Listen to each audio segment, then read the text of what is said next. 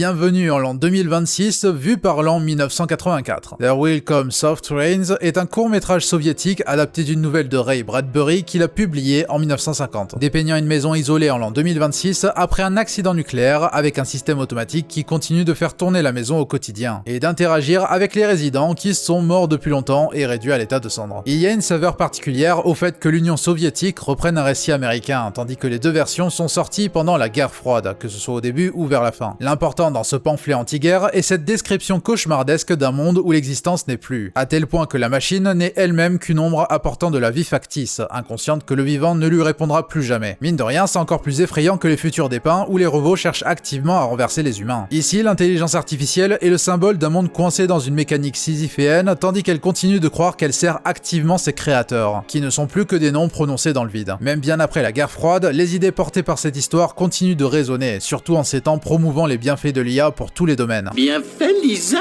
ou méfait plutôt. Au point que l'on peut se demander à quoi elle nous servira quand elle n'aura plus personne à servir, de par le fait qu'on la pousse à remplacer tout le monde. Ce qui n'aide pas à faire moins froid dans le dos avec ce court-métrage, c'est son atmosphère oppressante, la voix caverneuse de la machine n'étant qu'un écho dans l'éternité, et l'animation Monty Python-esque astucieusement employée et pas moins travaillée. 10 minutes denses et poignantes à propos d'un futur pas tellement improbable, à savourer séance tenante.